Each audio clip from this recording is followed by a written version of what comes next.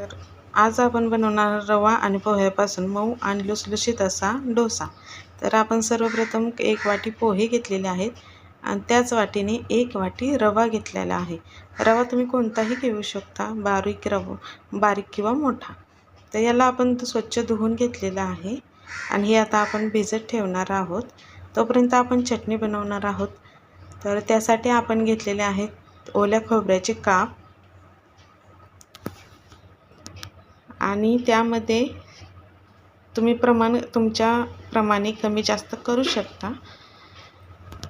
तर आता आपण त्यामध्ये हिरव्या मिरच्या टाकणार आहोत आणि आता हिरव्या मिरच्या टाकल्यानंतर आपण त्यामध्ये टाकणार आहोत कोथिंबीरीमुळे चटणीला कलरही खूप छान येतो आणि सुगंधही खूप छान येतो आणि खाण्यासही खूप छान लागते। तर आता आपण त्यामध्ये कोथिंबीर, हिरवी मिरची आणि ओल्या खोबऱ्याचे काप टाकलेले आहेत। आता आपण त्यामध्ये जिरे टाकणार आहोत थोडे। तर आपण जिरे टाकून घेतलेले आहेत। तर त्यामध्ये आता आपण थोडेसे चवीनुसार मीठ टाकून घेणार आहोत। मीठ तुम्ही तुमच्या आवडीनुसार कमी जास्त करू शकता। आता हे आपण ग्राइंड करून घेणार आहोत। आता माझ्याकडे रेडीमेड कूट होता, त्यामुळे मी शेंगदाण्याचा कूट रेडीमेडच घेतलेला आहे आणि तुमच्याकडे नसेल तर तुम्ही शेंगदाणे टाकू शकता त्या वाटणातच। आता हे सगळं आपण जिन्नस बारीक करून घेणार आहोत। बघा आता आपली चटणी कशी छान दिसत आहे बघा, त्याला कलरही खूप छान आलेला आहे। बघ मस्त लागते चटणी, तुम्ही नक्की करून पहा।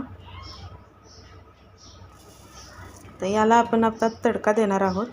तर त्यामध्ये आपण जिरे टाकलेले आहेत। जिरे तडतडल्यानंतर तर त्यामध्ये आपण कढीपत्ता टाकलेला आहे। तर कढीपत्ता भाजल्यानंतर जास्त करपवायचा नाही, मीडियम ठेवायचा।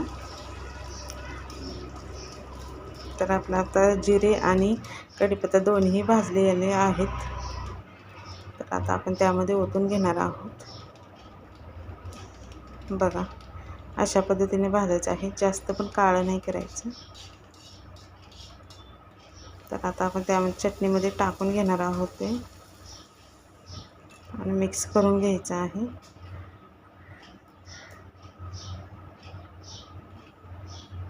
बघा किती सुरेख आणि सुंदर दिसते चटणी आणि खाण्यासही खूप छान लागते। तुम्ही नक्की करून पहा, नक्की तुम्हाला आवडेल।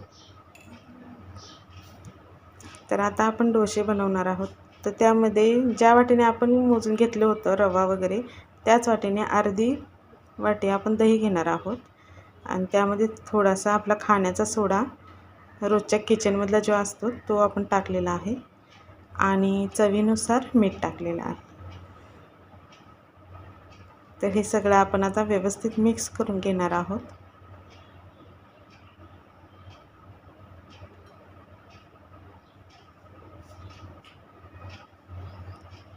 तर घट्ट झालं असेल तर थोडंसं पाणी ओतून तुम्ही पातळ करू शकता। लय पण पातळ नाही करायचं, मीडियम ठेवायचं आहे, नाहीतर डोसे बनणार नाहीत।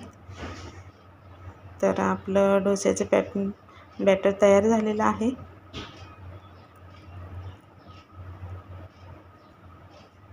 तर आता आपण डोसे बनवायला घेऊयात। तवाही तापलेला आहे आपला।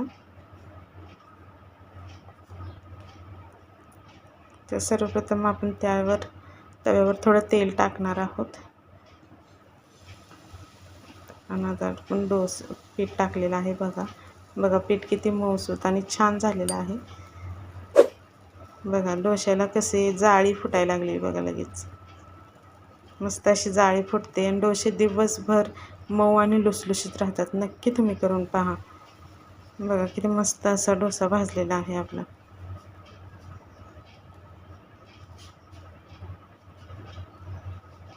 बघू शकता तुम्ही,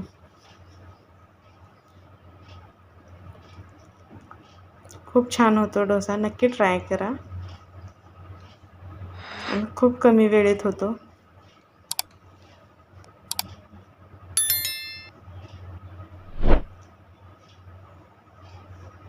तर बघा आपला पहिला डोसा झालेला आहे. तर आता आपण दुसरा डोसा बनवूया. बघा अजिबात खाली चिटकत नाही, खूप छान होतो डोसा. बघा किती सुंदर भाजलेला.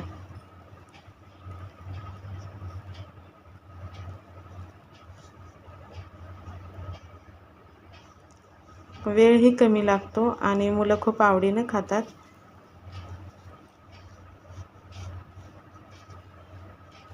बघा आपला दुसरा डोसा तयार झालेला आहे.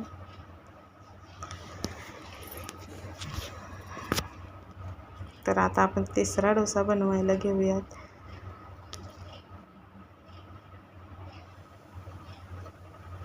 लहान मोठे तुम्ही तुमच्या साईजनुसार करू शकता. डोसे छान होतात.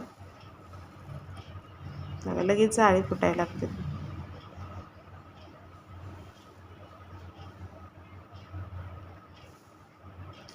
तर अशाच पद्धतीने आपण बाकीचेही डोसे तयार करून घेऊयात आणि तुम्हीही नक्की ट्राय करा आणि लाईक करा, शेअर करा आणि सबस्क्राईब करा आणि कमेंट नक्की करून सांगा की कसे झाले तुमचे डोसे आणि कशी वाटली तुम्हाला रेसिपी, नक्की सांगा. बघू शकता तुम्ही किती मऊसूत झालेले आहेत. आपण चटणीही किती सुरेख दिसत आहे.